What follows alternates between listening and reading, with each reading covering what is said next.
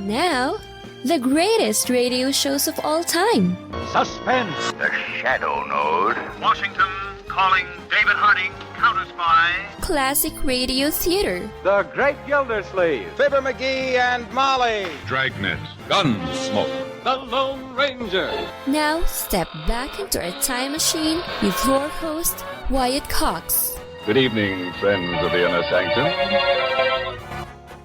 An episode of radio's outstanding theater of thrills, Suspense. Now, this episode was originally broadcast June 9th, 1949. It was another production of a familiar themed show, Lunch Kit. This stars John Lund.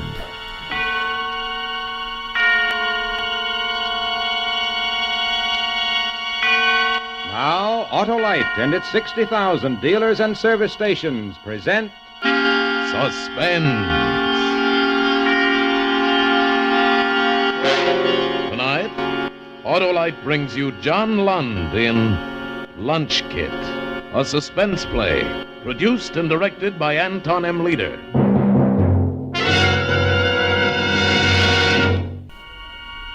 And now, Autolite presents John Lund in a tale well calculated to keep you in suspense.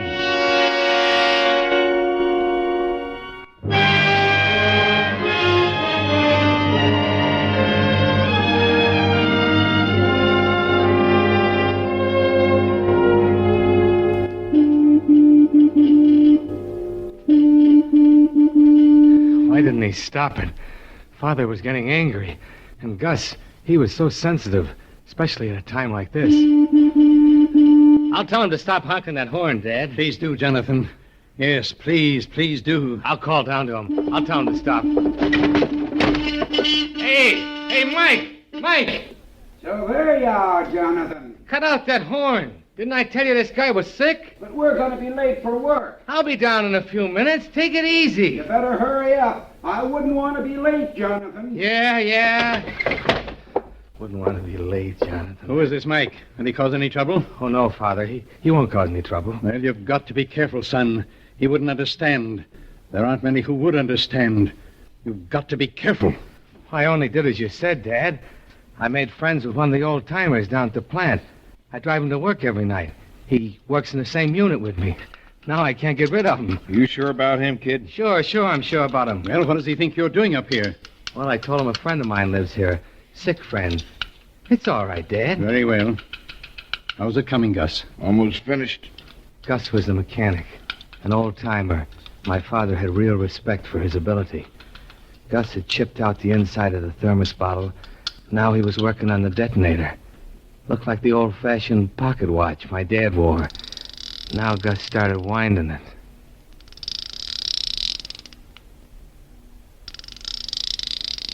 Somehow, that kind of got me. I wish my father had never started this thing. I wish he didn't believe the way he did about atomic fission destroying the world.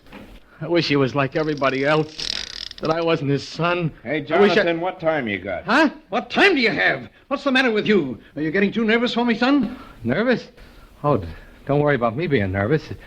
It's, 8:29. 8:29. Okay, kid.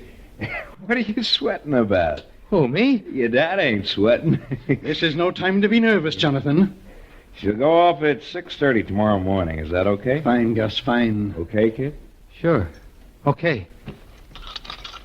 Now Gus cleared a little space on the table and went to a steel cupboard. He came back with a metal jug cradled in his arm. My father leaned forward.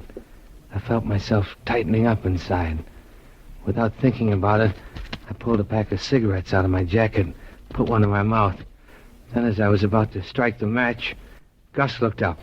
My father started coming toward me, the veins throbbing in his neck. Put that match away, you fool. What's wrong with you? Haven't you any sense at all? What do you mean? You tell him, Gus. Kid, if one spark gets into this nitro, they won't find enough of us here to fill that matchbox. Oh, the unlit cigarette turned to garbage in my mouth. I spit it out and stamped it to pieces on the cement floor. My father and Gus looked at each other.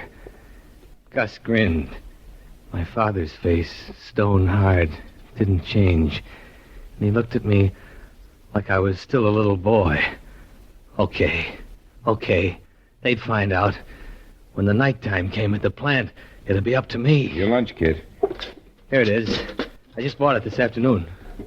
Oh, look how pretty it is. It's a shame to spoil it. All right, finish with it, Gus. This is not a time for jokes.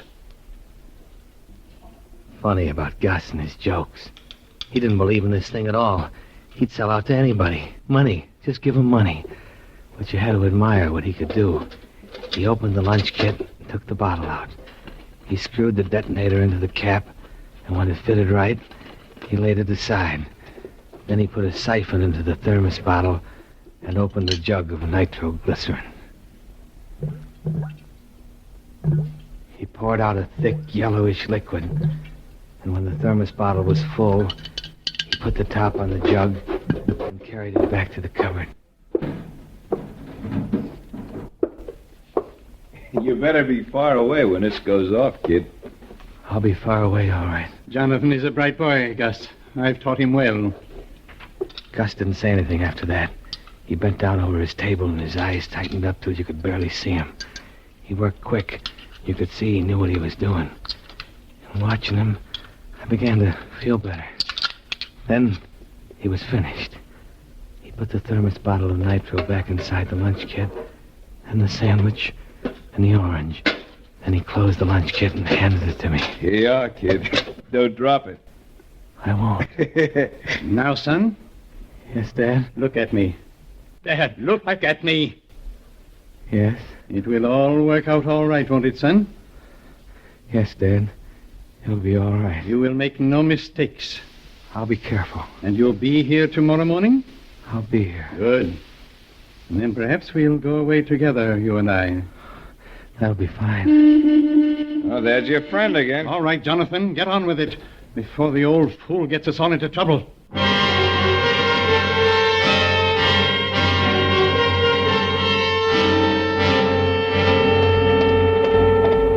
That you, Jonathan? Yes. It's about time. What kept you? We got to talking. He's pretty sick. We're going to be late for work. Well, you should have taken a bus. What about you? I'd have been late. So what? So what? That ain't no attitude, Jonathan. All right. Here. Open up the dashboard compartment. I want to put this lunch kit in. Okay. Be careful. Oh, it's a nice new one.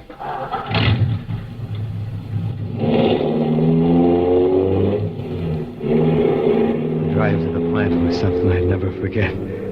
What if I ran into something? The tire blew. A speck of dust got into my eye and I ran off the road. I stayed off the main highway.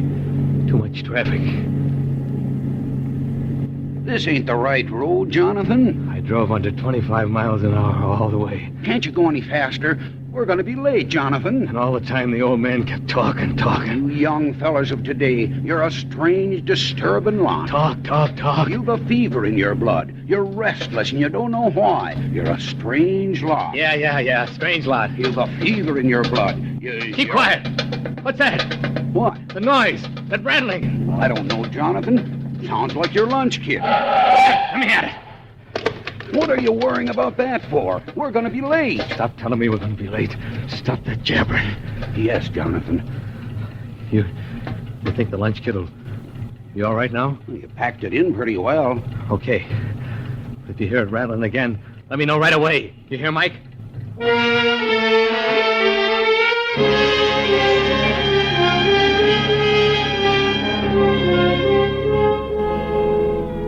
At last we came to the plant.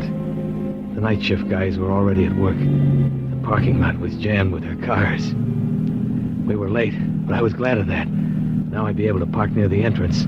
Later on, I'd be able to get out in a hurry.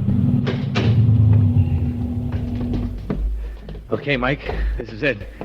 I'm sorry I made you late. Oh, that's all right, Jonathan. Mind if I go back with you in the morning? Okay. Just be here prompt. I won't wait for you. I took the lunch kit and started for the main gate. The guard was standing there, inspecting everybody with a flashlight. I grinned at him and snapped the lunch kit open. How are you tonight? Okay. Not eating much, are you? No, not much. Ought to. Put some weight on you. Pass. I changed my clothes quickly and left the lunch kit in my locker. I figured I must look pretty haggard, so before going into the plant, I went to the washroom and washed my face and let cold water run down my wrists. Then I saw I'd left my wristwatch in my street clothes. It was against the rules to go back into the locker room until the shift was over. Now, all night long, I wouldn't know what time it was. I'd have to ask, have to guess. Oh, Father wouldn't like that at all, being so careless. I began noticing kind of an ache in the pit of my stomach. Oh, I mustn't get sick tonight. I drank a lot of water, and the pain left me. Then I went back into my unit.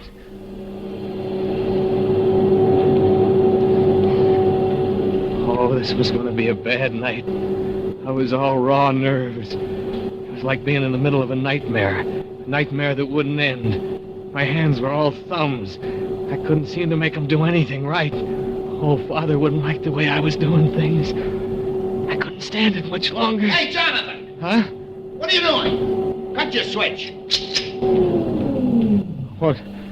What's wrong, Mr. Davis? What's wrong? Is that the way you handle that modifier? Where's your apron? Oh, yeah. Oh, gee, I'm sorry, Mr. Davis. Don't be sorry. Do it right. Get on the ball, Jonathan. Get on the ball. Yes, sir. Yes, sir. On the ball. What time was it getting to be? I couldn't concentrate. I couldn't think. All I could remember was what was in my locker. All I could remember was that thermos bottle filled to the top with nitro. All I could remember was a detonator set for 6:30. Hey, Mike, what time is it? 12:30. Hey, Mike, what time is it? 10 minutes after 1. Hey, Mike, what time is it? 5 minutes to 2. Hey, Mike, what time is it? Almost time for lunch. Lunch? And am I hungry? I could eat 'em. Hey, what's wrong with you? Well, you're white as a... My stomach. My stomach. Hey, you guys, come over here, quick!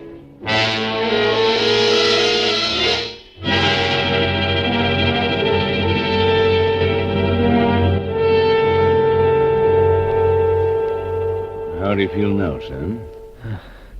Better. What time is it? Where am I? In the plant dispensary. You ever had a spell like that before? No, I never did, Doc. What time is it? Say, you're pretty nervous, aren't you? No, I'm all right. I don't know. Your pulse was extremely high when they brought you in here. But I'm all right now, Doc. I want to go back to my job. You want to what? I can't allow you to go back to your job, son. Now, just relax. But I'm all right now. What time is it? Take it easy now. Take it easy. It's 2:30. 2:30? Well, then they all gone back to work. I won't be able to go to my locker. Oh, I know what you're thinking. Your lunch. Isn't that what's on your mind? But lunch is over. I won't be able to go back. Now, never mind. I'll send somebody to get your lunch, kid. Oh, no. No, don't do that. Huh? No, really, Doctor. I'm not hungry. Sure, I know, but you've got to have something. Just sit there. He went into the next room. I wanted to jump up and start running. Oh, but that was no good either. Why'd I made such a fuss about the lunch kit? What's he doing in there? And he came back. And he was carrying a glass of milk. Here you are. If you're going to miss lunch, at least drink this. Milk. Go on, drink it down. Okay. Well, finish it all. That's it. There. Feel better? Yeah. I think I better go back to work. No, you don't want to do that. Just take it easy. Oh, I feel fine now. Really. You couldn't go back to work even if I let you. What do you mean? You'll lie down on the cot there in the next room and take it easy. You're going to take a nice long sleep. Sleep? Why, sure.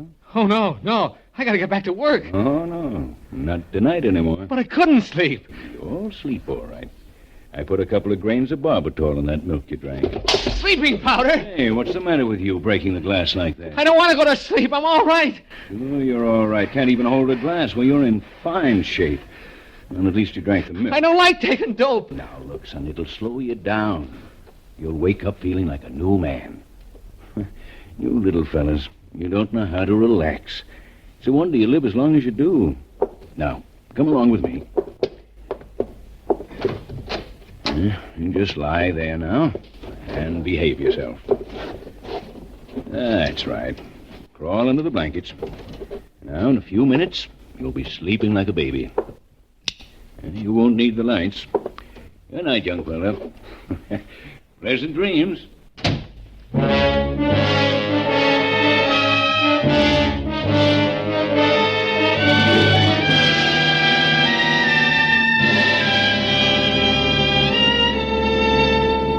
For Suspense, Autolite is bringing you Mr. John Lund in radio's outstanding theater of thrills, Suspense.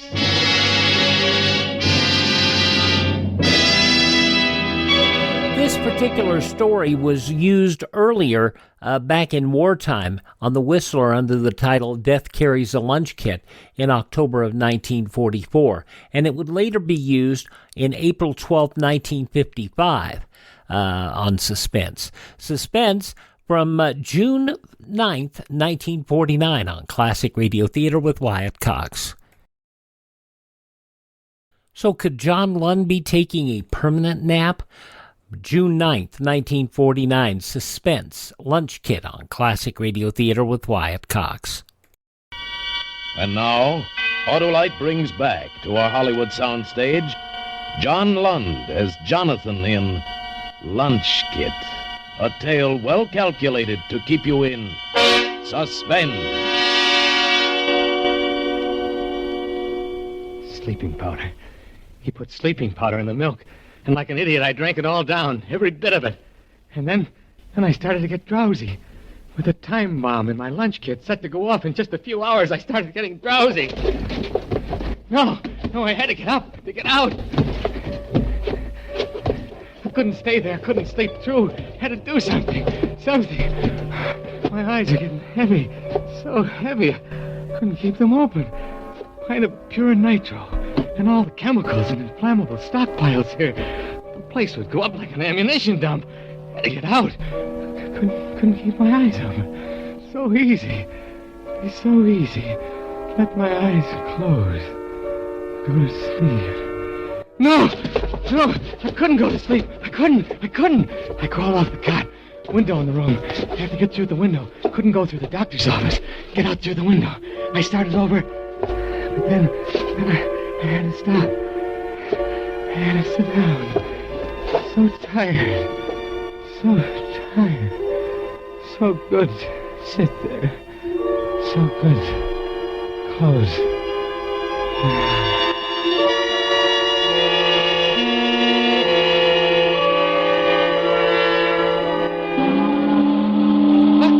What's that? The nitro! The whistle! Time to go home. 6 o'clock. I slept right through, and then the whistle woke me up. It woke me up. Oh, well, lucky. I'm lucky. 6 o'clock. The lunch kit goes off at 6:30. I have to act fast. This time, no mistake. Now I have to do everything right. Getting out of the dispensary was easy. There was a shed right below the window. I dropped to the roof. Into the ground.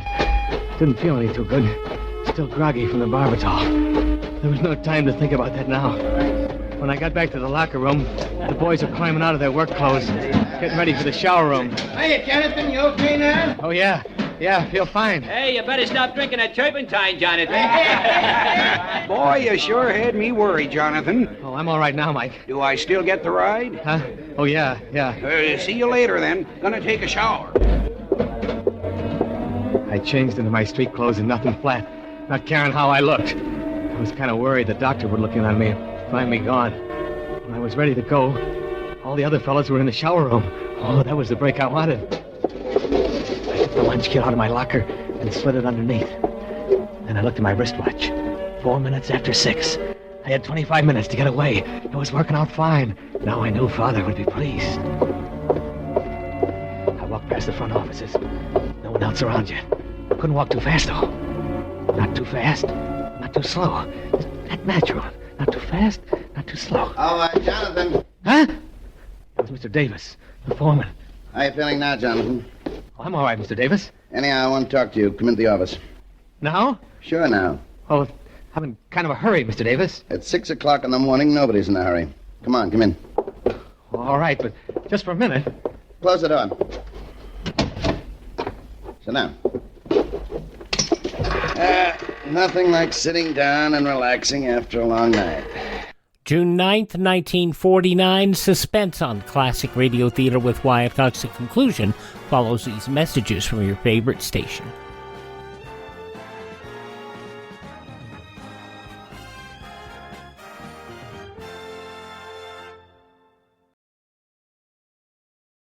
Just going to take a minute here to tell you about the big savings going on now, the clearance sale at mypillow.com.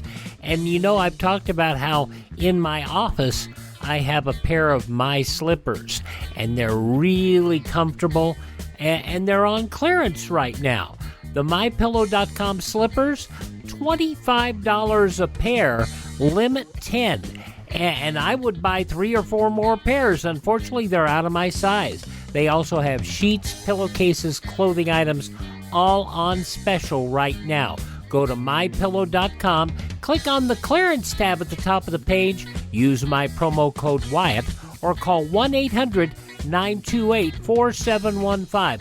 Limited sizes remaining in the MyPillow slippers, limited colors on other items. mypillow.com, clearance tab, promo code Wyatt, 1-800-928-4715.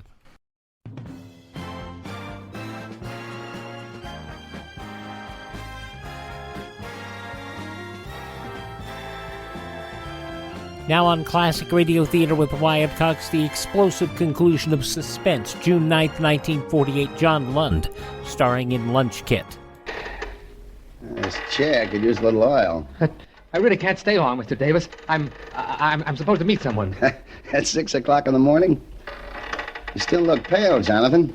You sure you feel all right? Yes. Mr. Davis, if it's about the mistake I made tonight... Oh, well, it's not that so much. I'm just a little worried about your health. There's nothing to worry about, Mr. Davis. It's just that, well, sometimes I get a little nervous. A little nervous? Look at you, squirming on that chair.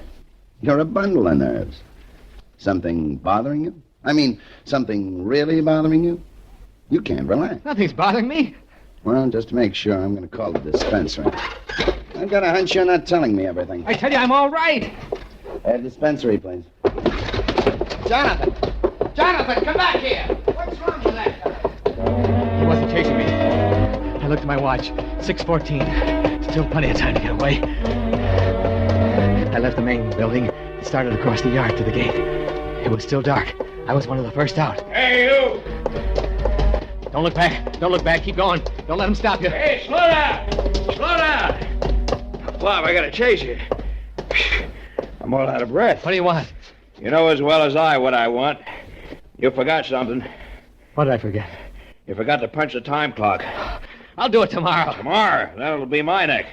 You're not leaving this plant till you punch out, mister. All right. I'll go back and punch out. Where's the fire? You ought to work out that energy at your job, young fella. Yeah. I went back into the main building. And there was at least 20 other guys waiting in line before the clock. Hey, look. I gotta get to town early. How about letting me punch out now, huh? End of the line, bud. But it'll only take a second. End of the line. We all want to get to town early, bud. Okay. I still had time. Hi there, Jonathan. Hello. Say, I think Mike's looking for you. Yeah? The old guy sort of adopted you, ain't he? Yeah. Sure a good long line tonight, eh? Yeah. Well, not so much to do at 6 o'clock in the morning. My missus will be asleep when I get home. Oh. How you feeling now? Huh? Oh, okay. Say, is my watch right? I got 6:21. Yeah, 6:20 I got. You sure figure it out to the minute. Right to the minute. Here's my card. Okay.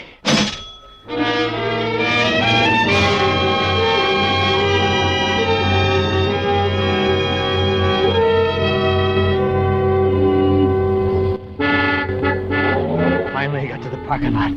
whole flock of guys were out by now. It was kind of cold. It took a couple of seconds for the motor to turn over.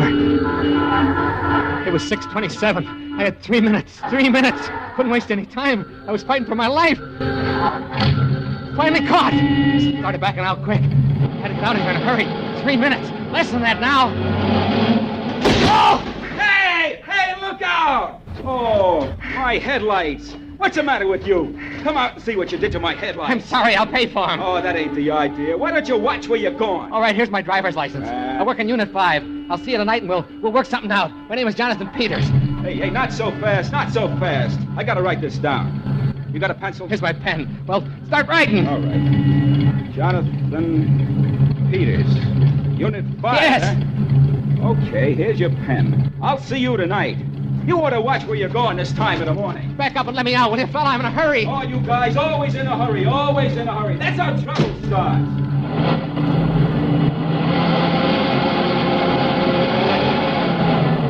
All right, it's clear now. Thanks. No more than 2 minutes. I gotta hurry, hurry. Clear now. All clear. Hurry, hurry! Hey, Jonathan, wait for me. Wait, Jonathan. Oh, he got away. Now, why'd he do that? These young fellas don't know what the end will be. That kid sure is wacky. In a hurry, always in a hurry. Hey, what's the matter with him? No sense of responsibility. Last night he drives like a turtle. This morning he races out of here like a demon and leaves me standing. Too bad, Mike. Well, maybe somebody else will give you a ride home, huh? Oh, I can get a bus, but this'll teach me to do a guy a favor. What do you mean? Well, that Jonathan. I didn't want to keep him waiting, so I came out and looked for him, and he's not in the car. So I go back in the plant to look, and I miss him. When I get back, he's driving off. Yeah? So what's the favor you did him? He was so darn particular about it. Then he goes off and leaves it under his locker. But I found it and put it in his car for him. What? His lunch kit. I put it in his car.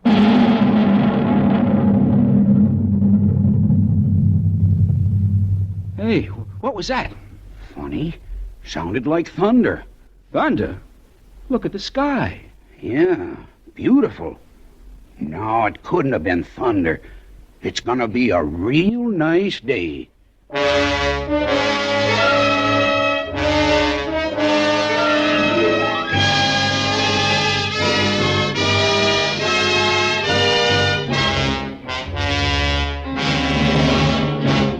And now, here again is John Lund. It's been a pleasure to be here tonight with Tony Leader and his great cast of actors. And as an old suspense fan, I'm looking forward, as I'm sure you all are, to next week, when radio's outstanding theater of thrills brings you Agnes Moorehead in The Trap, another gripping study in Suspense. John Lund is currently being seen in the Paramount picture Bride of Vengeance. Tonight's suspense play was written by Larry Marcus, with music composed by Lucien Moraweck and conducted by Leith Stevens. The entire production was under the direction of Anton M. Leader. In the coming week, Suspense will present such stars as Ralph Edwards and Joseph Cotton. Make it a point to listen each Thursday to Suspense, radio's outstanding theater of thrills. And next Thursday, same time, hear Agnes Moorehead in The Trap. June 9th, 1949, Suspense on Classic Radio Theater with Wyatt Cox. Classic Radio Theater with Wyatt Cox, we go back to June 9th, 1939 for a 15-minute episode of Mr. District Attorney.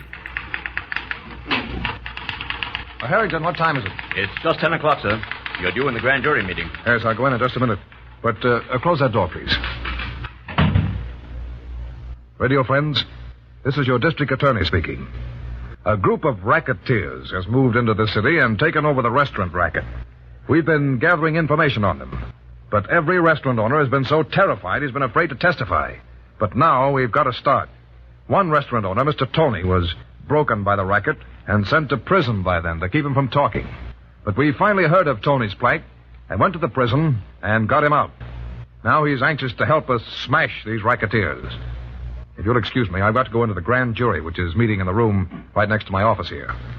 The grand jury is composed of 23 outstanding citizens who meet behind closed doors and hear testimony and decide whether that testimony warrants their issuing an indictment for the arrest of the suspect.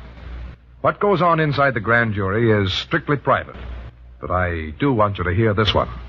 Excuse me while I go in. Well, I seem to be regrettable. Good evening, gentlemen. Mr. District Attorney, we've just been going over this information you've gathered about the restaurant racketeers. You say here that Mr. Tony is willing to work closely with you. Mr. Tony will tell me everything he knows. Well, do you consider his life will be endangered by doing so? Not at all. And we've sent his family away to a little cottage down south. No one but my immediate staff and myself knows where they are.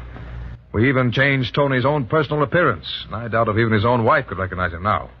We've done everything possible to protect Mr. Tony and his family from the racketeers. Who's there? The Ohio kid. Come in. You're late. Hurry up. I couldn't get here before, Duke. What are you sore about? Sit down. Want some peanuts? Ah. What took you so long? I had a date with a girlfriend. You're playing around with that dame too much. Now listen, kid, you got a job to do. Well, name it. You know Tony, that restaurant owner we had sent away? Sure, he's safe. You had him put in solitary so he couldn't talk, didn't you? Yeah, but he ain't there now. What do you mean he ain't there now? Well, he put up some song and dance that he was a murderer. They kept him in solitary, but a member of the prison commission was going through the prison and heard about him yelling that he wanted to see the DA and confess a murder. This guy made the warden tell the DA, and the DA went down to see Tony. You think Tony sang to the DA? Well, must have told him everything, or why should the DA remove him from the pen? The DA's got Tony out? Yeah, and he's got him hid away. And you gotta find where, kid. Yeah, but can't you give me a steer at least? There's an awful lot of guys in this world, you know. That's your job. What do you think I've been paying you for? For getting guys out of the way, but not finding them in the first place. You do as I tell you, see? Okay. And get him before he spills everything he knows. All right. And another thing. That dame of yours. She knows too much. She's all right. That's what they all think. I tell you she ain't all right. I'm telling you she'd up and quit you for the first good-looking guy that came along. What's the matter with my looks? I'm telling you to watch her. That dame makes any trouble, you're responsible for it, kid. Just remember, if there's any trouble because of her, I'm holding you responsible. You've got a gripe, Duke. Now, don't you worry about me. I've seen too many guys get double-crossed by a dame, and then the whole mob suffers with them. I get rid of her, kid. Maybe. But lay off, Duke. You're just gripey today. She's all right for a while. And I'll get Tony for you. Well, you get Tony, and I won't say nothing about the dame.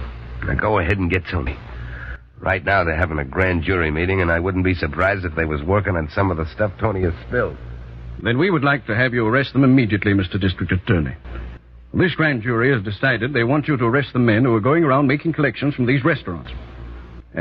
You say in your report here that Mr. Tony will be able to point them out to you. Pardon me, gentlemen, but I believe that would be the wrong approach. The hirelings of a group of racketeers are merely weak characters who do what they're told. They would be harmless if it weren't for the big bosses of a racketeer gang. But if you don't get the big boss, the gang will be operating again within 3 months. I see. I guess your reasoning is right, Mr. District Attorney. Yes, I think so. You can arrest and arrest and arrest the small fry. But you haven't got anything when you get through. Just be patient. Gather the right information.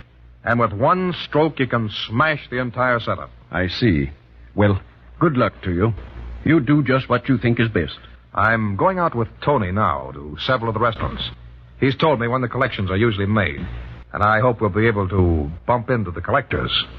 But instead of going out with a warrant for their arrest, we're going out with a camera.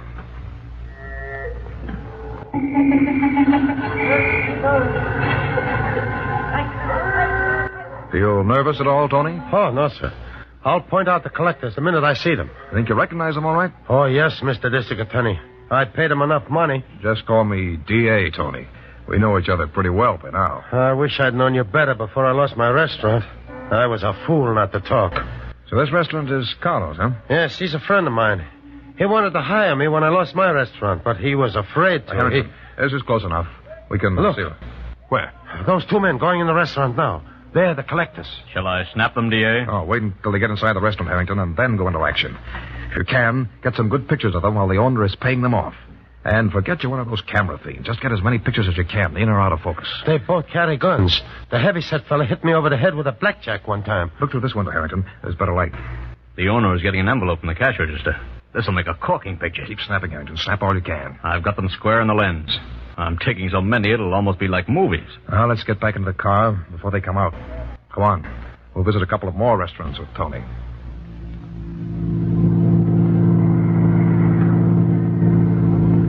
Tony, you've been talking about one of the racketeers, Lucky Lynch.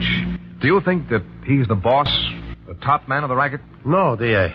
There's another one they call the real boss, but I never heard them mention his name. I see. Did you ever hear Lynch refer to a boss? Yes, and I heard the Ohio Kid talk about one, too. The Ohio Kid? That gunman? Yes, D.A. The Ohio Kid always came to my restaurant with Lynch before they took it over. They'd come in and force me into a deal, and then those two collectors you took the pictures of back there would come in and collect every month. I see. Tony, do you have any idea where the gang leaders could be found? Perhaps a restaurant that they may have mentioned as a meeting place? I don't know. Yes. I heard them talk of the Harwich restaurant several times. The Harwich restaurant. Know where it is? Oh, yes, sir. All right, you tell Harrington where it is, Tony. I'd like to get a good look at it. Keep headed just the way you are, Mr. Harrington, and then we'll turn to the right a couple of blocks down. So this is the...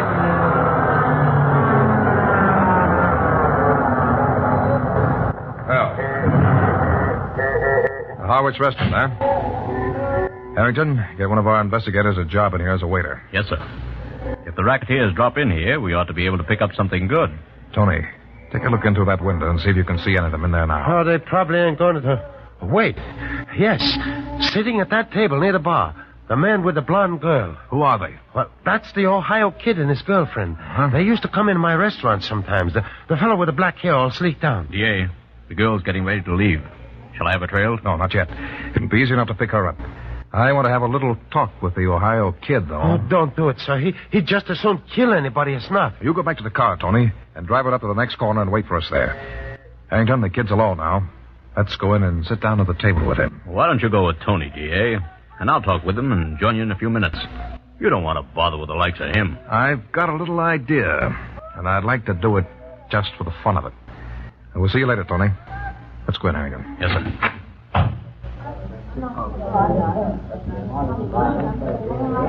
Hello, kid. Who are you? Mind if we sit down? Go chase yourself. I want to be alone. We'll sit down anyway. Have a seat, Harrington. I told you I want to be alone. I don't know you guys. You'll know us soon enough, kid. If you guys are coppers, you're wasting your time, see? Don't jump to conclusions, kid. Don't you know it's bad luck to drink alone? Is it? Hey, listen, you. Get out of that chair or I'll blow you out. He's threatening us, Harrington. He wasn't expected from such a well-dressed gentleman. That's a nice flower you're wearing, kid. In about 1 second, you'll get plenty of flowers. What do you want? Kid, this is Inspector Harrington. I'm the district attorney. Does that mean anything to you? Not a thing. You got nothing on me. Of course not, kid. We just saw you here and dropped in to introduce ourselves. What are you drinking? None of your business. I'll discount the remark. When you said drink, kid, don't let us stop you. I'm particular who I drink with. I said finish that drink. What's this all about, D.A.? I said pick up that glass and drink. Okay. You don't have to get nasty. Now, you satisfied? That's all, kid. Now beat it. You can't tell me what to do. I said beat it. I'll give you just 5 seconds. Okay. But I'll be seeing you again, D.A. He never said a truer thing in his life. For a while, I didn't get what you were up to, D.A. Oh, so you caught on? Well, the kid didn't. Harrington, wrap the kid's glass in a napkin and put it in your pocket. I was watching how he held it. There ought to be some good fingerprints on this. We'll go back and have the prints checked. I have a feeling we'll find the kid has quite a history back of him. Hello, Mr. Harwich. Lillian. How about a little kiss? Came as soon as I could. Told the Ohio Kid I had some shopping to do. So I left him at the table, walked around the block, and came in the back door. I know. I was watching you. How could you see? Say, I don't manage this restaurant for nothing. Mm-hmm. Lots of times I like to sit in my office here and see what's going on with the diners. Now, look. See this piece of frosted glass? Yeah? I scraped a little off so I could sit here and see what's going on outside. And you saw me having dinner with a kid. Yeah, and I saw plenty of other things, too. Say, you're pretty smart. That's why I like you so much, Mr. Harwich. Yeah? Suppose the kid finds out. Our lives wouldn't be worth 2 cents, Lillian. I can handle him. Well, perhaps you won't have to much longer. You know what happened after you left that table? How could I? 2 men came over and sat down with him. Who were they? The district attorney and one of his assistants. Did the kid know who they were? I think so. They talked a few minutes, then the kid got up and left. But that isn't half of it. After he left, the district attorney and his assistant picked up the glass the kid had been drinking from. I don't get it. Why did they do that? Fingerprints. Oh. See, they'll check and know who he is quick enough. I'll go and tell him. Oh, wait a minute. Remember, your boyfriend and his racketeers have been bleeding this restaurant. Oh. And I happen to be a restaurant man. Yeah, but they're apt to catch him now and send him to the chair. Suppose they do. He deserves it. Oh, I can't let him do that. Now, look, you said you were kind of stuck on me, didn't you? Oh, I am, Mr. Harwich. Honest, I am. Well, Well, what? why go and tell the kid about the district attorney getting his fingerprints? Oh, You know, if the kid found out you kind of liked me, he'd kill you. Perhaps me, too. yeah. And if I didn't say anything... Well, he may get what's coming to him. Yeah. Well, okay. You coming up to see me tomorrow? Well, I don't think I ought to take a chance to go to your place, Lillian. Suppose the kid found out. Oh, he won't, I promise. Bring up some other girl with you or something. Well, We've never had a chance to sit down and talk as two human beings. I've just seen you in the restaurant here, and we don't dare go to any place together because the kid might find out and do something. well, if you think it's all right, I'll come up. Please, come up tomorrow afternoon. All right, if you say so. I'll see the kid doesn't know a thing about it. And Mr. Harwich, Yeah? I won't say anything about what you just told me. Thanks, Lillian. I'll be seeing you tomorrow. There are thousands and thousands of men in this country today who have been crushed by the rackets. There are thousands of homes which have been broken, thousands of men and women who have been killed or injured for life. Organized crime is responsible for more deaths and more money losses than a great war between nations. Each year in this country alone, the crime bill exceeds $15 billion, more than $115 for every man, woman, and child in the United States. June 9th, 1939, Mr. District Attorney on Classic Radio Theater with Wyatt Cox. Thank this station, support their advertisers, tell your friends the greatest radio shows of all time are right here at this spot on the dial. Classic Radio Theater with Wyatt Cox on your favorite station.